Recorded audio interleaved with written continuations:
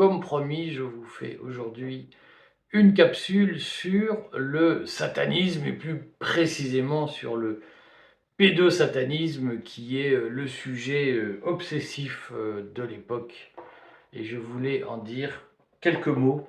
Et je vais même faire plusieurs vidéos, je pense, parce que c'est un sujet compliqué et extrêmement polémique et sensible. Et je crois qu'il faut le mettre sur la table, sachant que je vais le traiter sous l'angle du pédosatanisme et de l'infiltration cognitive, puisque cette capsule s'intègre à une sorte de mini-série que je vais faire pour commenter notamment les théories de Kassenstein, ou Sunstein, prononcez-le comme vous voulez, qui est le théoricien du nudge et le théoricien de l'infiltration cognitive pour lutter contre les réseaux complotistes. Alors, il y a beaucoup de choses à dire. En plus, moi, je le vois de mon prisme qui n'est pas complotiste, c'est-à-dire que moi, je suis assez éloigné de toutes ces théories. Mais ce qui m'intéresse, c'est que vous, qui êtes parfois beaucoup plus complotiste que moi, vous réagissiez à ce que je vais dire et que nous ayons, par commentaire interposé, un dialogue constructif. Alors, je le redis, je rabâche, mais l'intérêt des commentaires, c'est d'interpeller, c'est de réfléchir, c'est de demander, d'approfondir. Ce n'est pas d'insulter et ce n'est pas non plus d'expliquer qu'on est des cons. Ce n'est pas non plus d'attaquer sur la crédibilité de la personne parce que ça, ce sont les trolls payés par le gouvernement qui font ça. Donc je le redis, tous ceux qui commencent leurs commentaires par « vous n'avez rien compris, vous le faites exprès, vous êtes idiot, vous êtes moche, vous racontez n'importe quoi, vous êtes à côté de vos pompes », je vous bannis et vous n'avez plus le droit de commenter à vie mes vidéos. Donc, je ne prends en compte que les commentaires qui ne sont pas rédigés par des trolls ou par des zinzins. Si votre objectif est de déverser votre haine contre l'humanité, changez de chaîne. Ici, cette chaîne, c'est une chaîne élitiste, exigeante, rigoureuse. Et peut-être que vous n'êtes tout simplement pas à la hauteur de ces auditeurs. Donc si vous avez la flemme de réfléchir, changez de chaîne. Il y a plein de gens qui en gros, s'adressent à des membres de sectes qui ont besoin d'une vérité. Moi, je ne vous propose pas de vérité, je vous propose des doutes et des interrogations. Voilà, cette introduction étant faite, je vais vous parler du pédosatanisme et de l'infiltration cognitive, qui est un sujet qui dépasse très largement la question du satanisme. Alors, je redis très rapidement ce qu'est le satanisme. Je vais faire des anecdotes pour vous expliquer comment j'appréhende ce sujet, parce que je crois que c'est pas la peine de faire une thèse d'université sur la question, même si il y a plein de recherches universitaires qui permettent d'aborder cette question et d'expliquer pourquoi aujourd'hui la caste mondialisée pratique l'infiltration cognitive pour discréditer les thèses sur la pédophilie dans l'élite. Parce qu'au fond, on a tous compris que c'était le sujet, c'est est-ce qu'il y a des élites pédophiles? Est-ce qu'il y a des dirigeants qui sont pédophiles? Et est-ce que leur qualité de dirigeant les protège contre les poursuites pénales?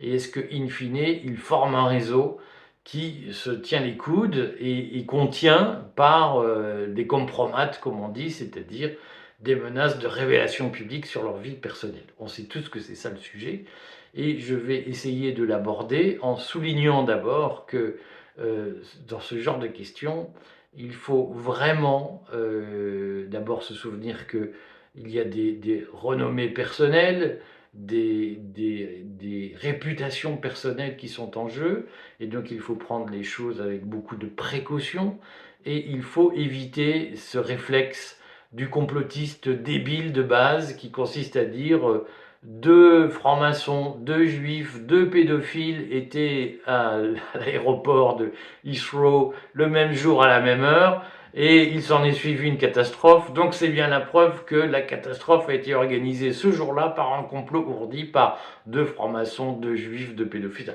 Tout ça, c'est des théories à 3 balles. C'est pas parce que des gens se croisent un jour dans un dîner de 1000 personnes qu'ils sont les meilleurs amis du monde et qu'ils complotent contre le monde. Il faut arrêter de croire à des choses terriblement simplistes. Donc, je le redis, la seule méthode qui permettent de travailler, ce sont des preuves précises, des faits précis, hein, et des éléments documentés. Donc, on va y venir gentiment. Simplement, moi, ce que je voudrais dire d'abord, c'est que, bien entendu, que dans la caste mondialisée, il y a aussi des pédophiles, hein. Et il y a aussi des amateurs de petits garçons, de petites filles, de jeunes garçons. Mais il y a aussi des hétérosexuels, il y a aussi des genres à la sexualité classique, il y a toutes sortes de gens. Donc il faut arrêter méthodologiquement d'expliquer que parce qu'il y a 3 pédophiles dans un groupe, tout le groupe est pédophile. Voilà. Simplement, de fait, il y a dans l'histoire, dans la réalité, des situations où être une personne de pouvoir peut apparaître comme une protection contre les poursuites pénales. Alors moi j'ai un souvenir très précis, petite rasade de café. Quand j'étais petit, vous savez, j'ai grandi à Liège, en Belgique.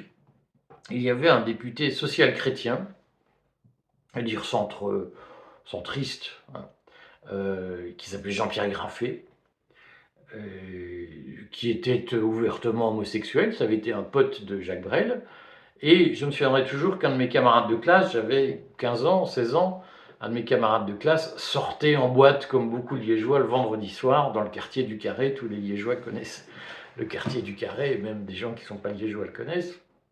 C'est une espèce de boîte de nuit à ciel ouvert, très festive. Et je me souviendrai toujours qu'un camarade de classe, s'appelait Serge, son prénom, je ne dirais pas son nom de famille, même si je m'en souviens. Serge me dit, Jean-Pierre Graffet est arrivé avec ses copains, qu'il était toujours entouré d'une cohorte de mignons. Il est arrivé au carré, comme on dit au carré, avec ses copains, ses mignons, et il m'a proposé une montre de luxe. Alors à l'époque, c'était une montre de 15 000 francs belges, m'avait-il dit. C'était 300-400 euros. C'est à peu près ça, 400 euros. Une montre de 400 euros si je couchais avec lui. Il m'a dit, j'ai refusé. Je n'ai pas tenu la chandelle. Mais on savait dans les années 80 qu'il y avait des hommes de pouvoir qui assumaient de me faire des propositions de coucherie proche du proxénétisme, si vous voulez, en tout cas proche de la prostitution, hein, des coucheries avec des jeunes adolescents, avec des mineurs d'âge du même sexe qu'eux. Voilà. Ça existait.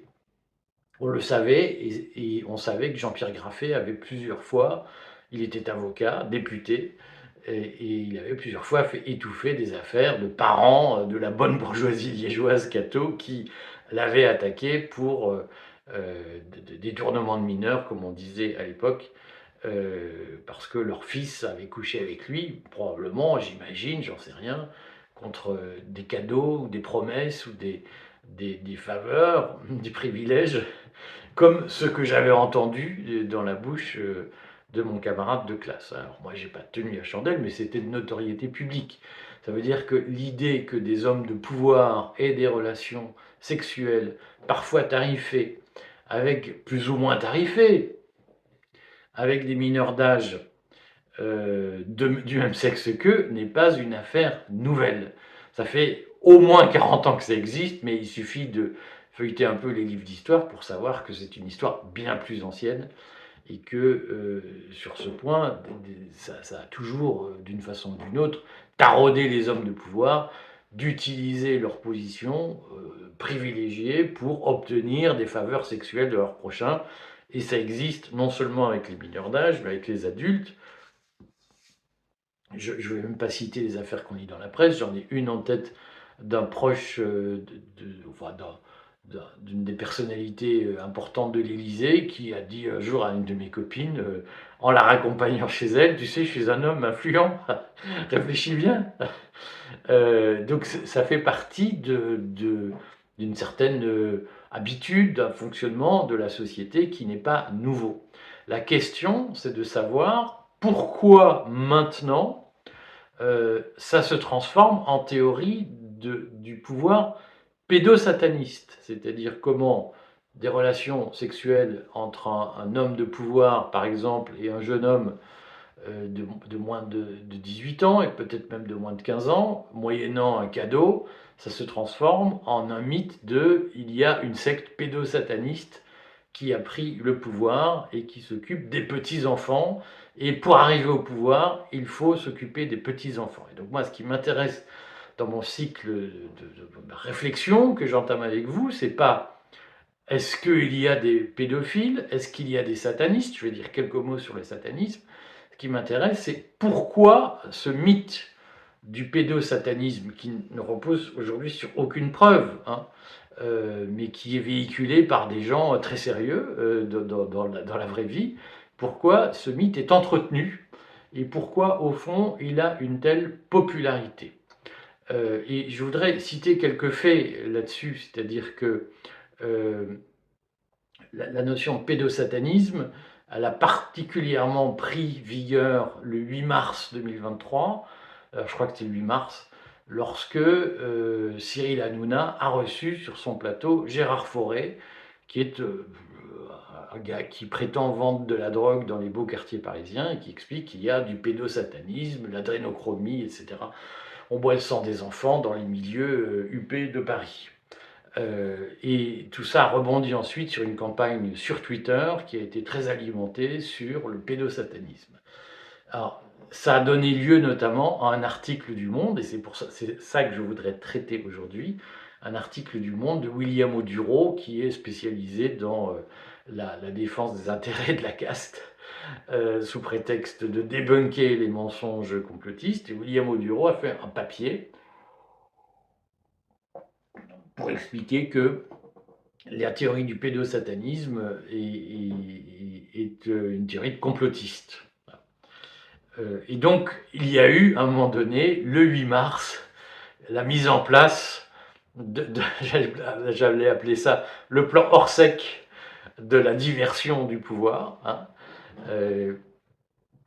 C'est-à-dire que Hanouna montait en épingle un mec que personne ne peut qualifier de personne sérieuse, et ça s'est transformé ensuite en une campagne sur les réseaux sociaux pour dire nous sommes dirigés par des pédosatanistes. C'est pas une date anodine parce que le 7 mars 2023, les syndicats déposent un préavis de grève reconductible pour bloquer Paris, pour empêcher la réforme des retraites. Donc il y a un vrai risque qu'il y ait une contestation sociale forte, et pops, on sort un rideau de fumée, on va plus oublier la réforme des retraites, tout ça n'est pas très important. Oubliez que vous pouvez rejoindre le mouvement social pour faire tomber le système. Parlons plutôt du pédosatanisme au pouvoir, et si Macron était pédosataniste, et tout à coup on s'aperçoit qu'au fond le meilleur ami du pouvoir, hein, il suffit de regarder Cyril Hanouna, c'est les chaînes Bolloré. Bolloré est quand même un soutien objectif, factuel de Macron pour tout un tas de raisons. Si ça vous intéresse, je peux faire une vidéo sur Bolloré et Macron. Mais on s'aperçoit que tout à coup, il y a une espèce de partie de ping-pong qui se met en place entre cette émission très populaire, pour ne pas dire populiste, qui s'adresse à la France de tous les jours, on va dire ça comme ça, de Cyril Hanouna qui dit mais il y a les francs-maçons, les pédosatanistes, le pouvoir, comment il s'appelle, Pierre Palmade, tout ça, des ministres sans doute, des bidules, des machins. Hein.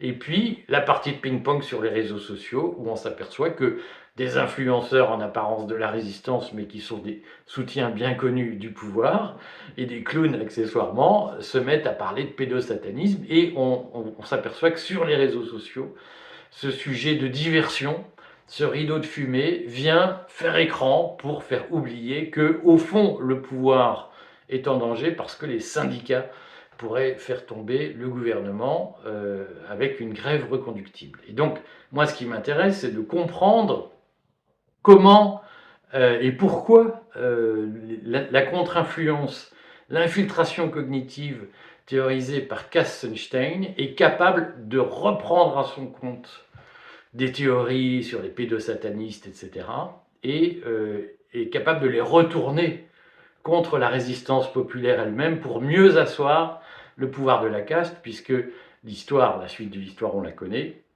en bout de course, Emmanuel Macron n'est pas tombé et il est parvenu à faire passer sa réforme, ce qui est une prouesse, mais qu'il doit essentiellement aux techniques de propagande et de lutte, de contre-influence, hein, et certainement pas à son talent politique personnel.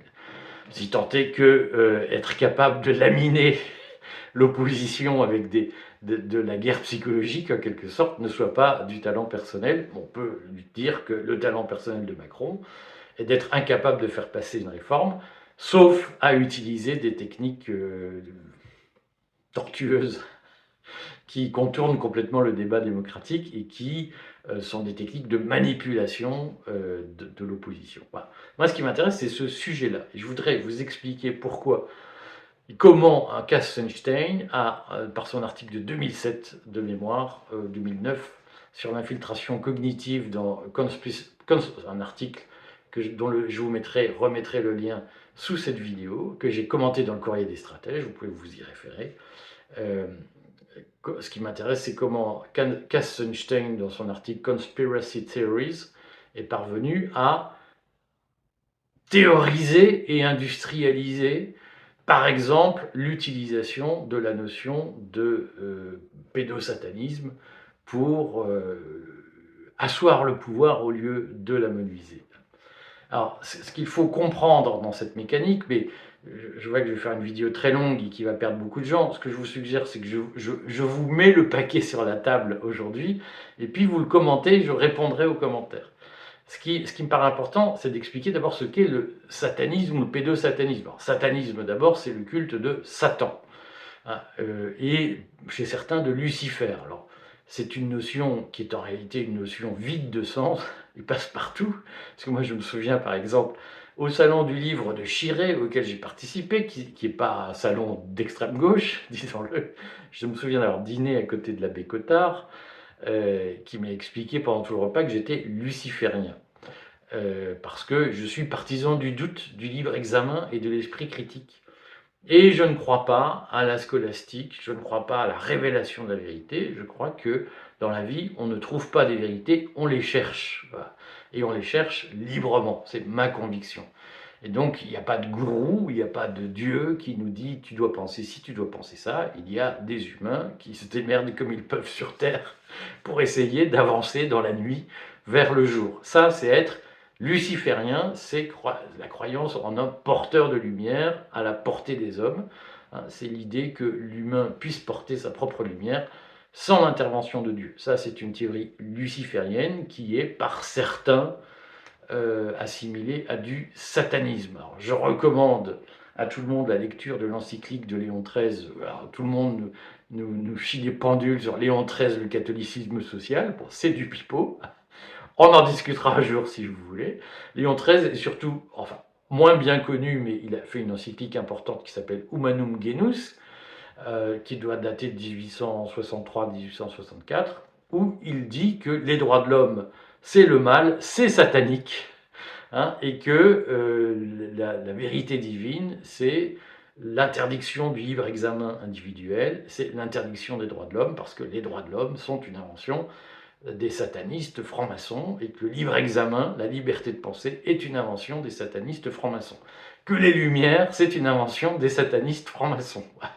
Et que, donc, si on veut croire en Dieu, il faut abandonner la liberté d'esprit, le libre examen, l'esprit critique, et il faut croire en révélation sans plus se poser de questions. C'est écrit dans Humanum Genus, je l'ai cité dans une vidéo il y a quelques mois, où j'ai quand même rappelé que ceux qui nous expliquent que les Lumières, la République, c'est une invention des francs-maçons, lisez ce que le pape écrivait 100 ans après la Révolution. C'est d'une connerie, d'un obscurantisme, d'un totalitarisme absolu. Et il ne faut pas oublier que l'Église catholique, il y a encore 150 ans, prônait des doctrines qui sont aujourd'hui effarantes. Mais allez sur le site du Vatican, lisez les encycliques. Je ne vous invente rien. Je ne suis pas en train de vous sortir un Wikileaks ou un VaticanLeaks. Je vous dis, allez, lisez les encycliques de Léon XIII sur la liberté de l'esprit, sur la liberté de penser, et vous allez avoir froid dans le dos. Voilà, donc je sais que certains me font l'éloge de l'ancien régime, du corporatisme, à la bonne époque de l'ancien régime, etc. Il faut redire que c'était un régime profondément autoritaire et totalitaire. La théocratie qui était prônée par le Vatican il y a 150 ans était effrayante. Donc, disons-le quand même, pour replacer les choses. Donc moi, l'abbé Cottard, que je trouve être un gars très sympa, même s'il a subi de redoutables condamnations pénales, mais l'abbé Cottard a passé 2 heures à me dire que j'étais luciférien parce que je suis partisan de la liberté de penser et de la liberté d'expression. Donc, sataniste, c'est ça. Moi, je suis sataniste parce que je dis, ben, quand on me raconte un truc, je dis, est-ce que c'est de la propagande ou pas? Voilà. Et je veux être libre de décider moi-même si j'ajoute foi à ce qu'on me dit ou pas. Ça, c'est être sataniste. Donc, quand on explique que les satanistes sont au pouvoir, on ne dit rien. On dit tout et on ne dit rien. Évidemment, le mot sataniste, dans le cas qu'on utilise, il vise autre chose. C'est des sacrifices rituels, des meurtres d'enfants, pédosatanisme, la croyance au diable, un culte rendu au diable, au mal, etc. Qui sont des cultes qui ont existé, qui existent encore de façon extrêmement limitée. Il y a eu la fameuse histoire Abrasax en Belgique, qui est en soi un signe, c'est que lorsqu'il y a eu l'affaire du trou, et qu'on a voulu ridiculiser, discréditer la thèse des réseaux, hein, on rappelle que on a retrouvé plusieurs centaines d'ADN dans les affaires personnelles de Dutroux, que les petites filles, Julie et Mélissa notamment, avaient pu toucher, et la justice belge a refusé d'enquêter sur ces ADN. C'est-à-dire, on s'est dit, tout le monde n'a pas 300 ou 400 ADN sur la couverture de son canapé, si vous voulez. Voilà. Dutroux, si. Voilà. Et il se trouve qu'il y avait aussi des petites filles. Et la justice belge a dit, c'est pas la peine de chercher à qui appartiennent ces ADN. Ce qui reste une énigme. Et donc, quand on a voulu discréditer en Belgique la théorie des réseaux Dutroux, ou du Dutroux membre d'un réseau pédophile qui notamment était susceptible de fournir le pouvoir en place en Belgique, on a sorti la secte Abrasax, qui était une secte sataniste, en disant, vous voyez bien, tout ça c'est du bidon, c'est des guignols, c'est des clowns, ça ne peut pas fonctionner. Donc on ne peut pas ignorer depuis les années 90 le fait que le mot sataniste serve régulièrement à ridiculiser, à discréditer la thèse de réseau pédophile au pouvoir. C'est-à-dire que lorsque on veut expliquer, mais voyez bien que tout ça c'est des trucs de complotistes, on va chercher 3 clowns avec un machin sur la tête et puis un masque là, et dire c'est ça votre réseau pédophile, mais c'est des clowns. Donc vous voyez bien, circuler, il n'y a rien à voir. L'attaque sur le discrédit personnel, sur le social proof, est une attaque qui est très puissante parce que ça permet de dire mais tout ça c'est du délire. L'intérêt de faire intervenir Satan dans la notion de pédophilie, c'est que ça active ce que je vous expliquais dans la précédente vidéo, c'est-à-dire la crippled epistemology, le biais cognitif, comme on dit parfois en français, ou l'épistémologie, le savoir tronqué ou handicapé, estropié.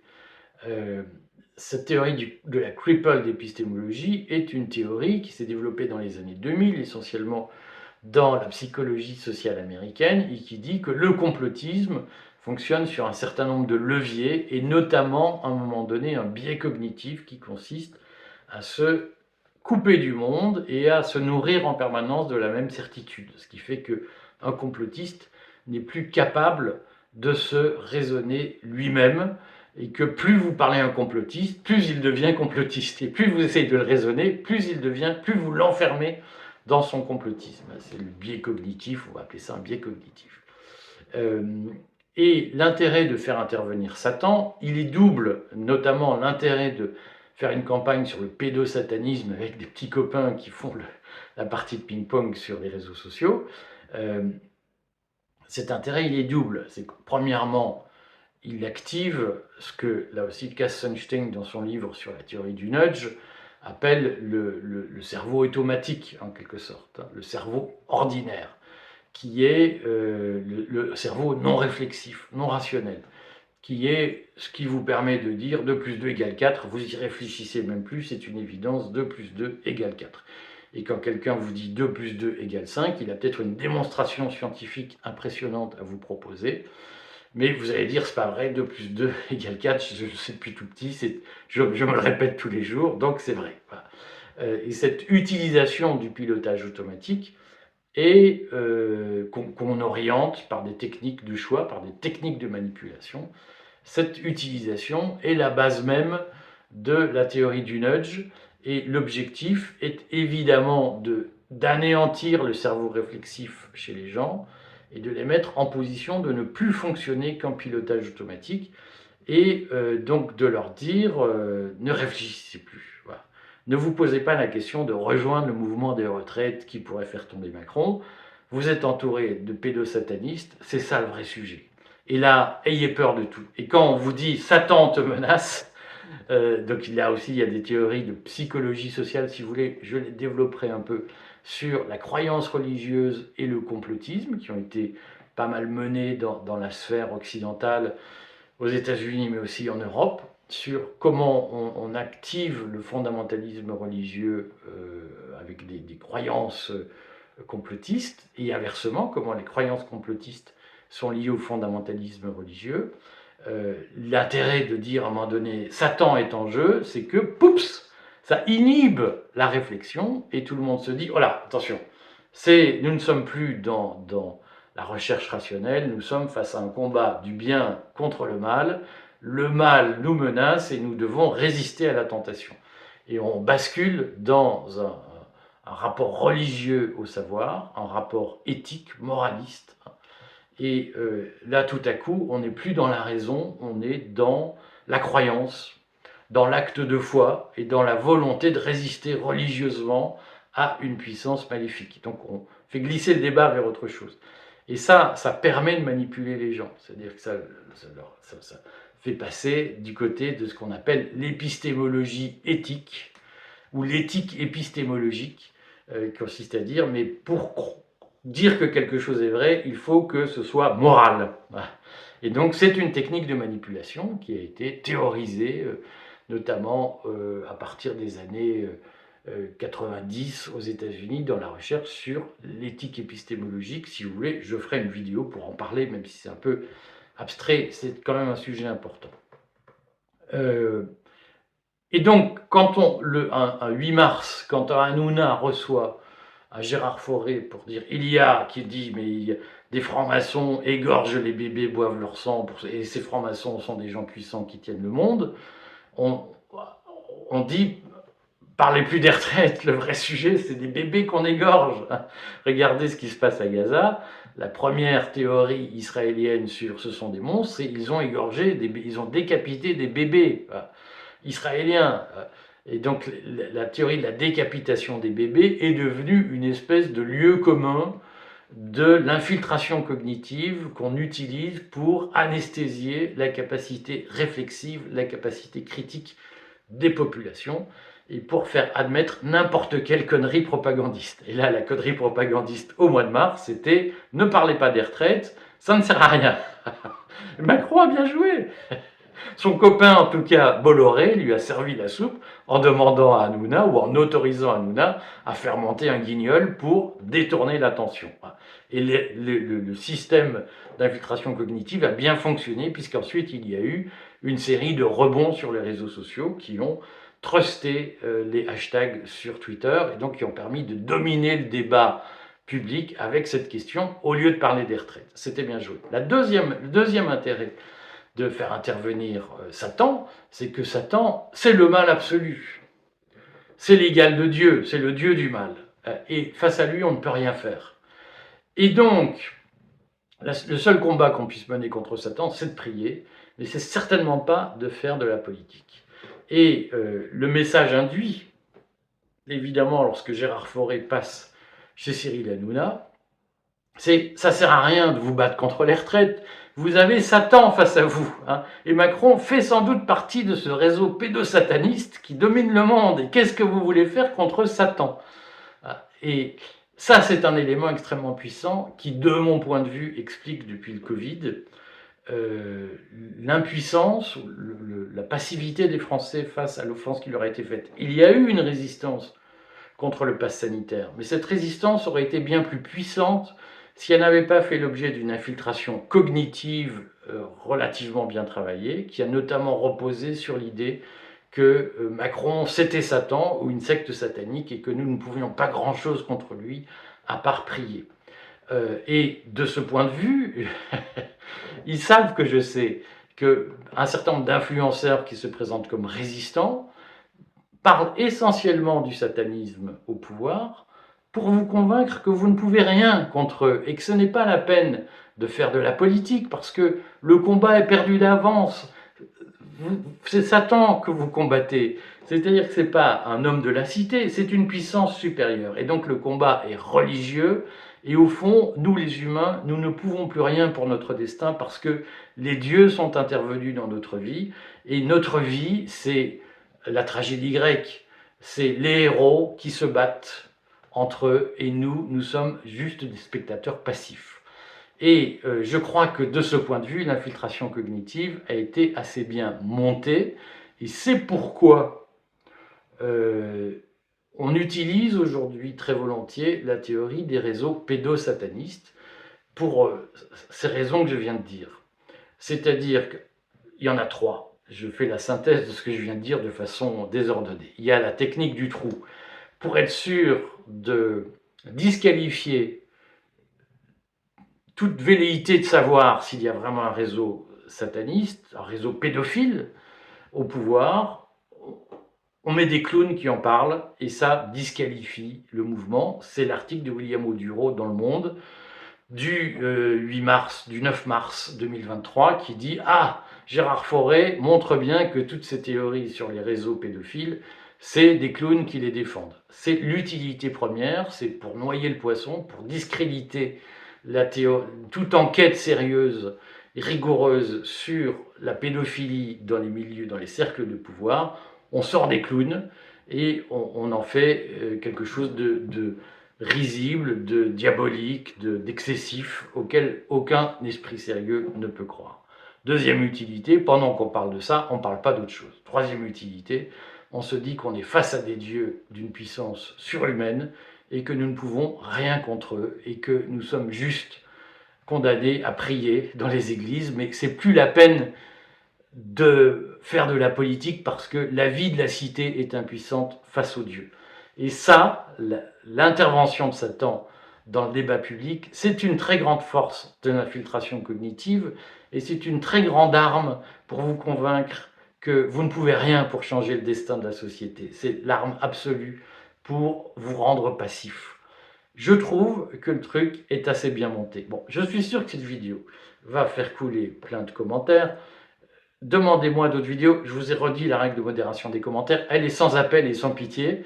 Je répondrai à vos questions pour vous dire que si on veut combattre la pédophilie, il faut le faire de façon rationnelle et argumentée. Le Courrier, d'ailleurs, va, je pense, cette semaine publier une interview sur ce sujet qui risque de vous étonner. Mais arrêtez de croire à des choses qui n'existent pas. Tout ça est fait pour vous dérouter. Je compte sur vos commentaires. À bientôt.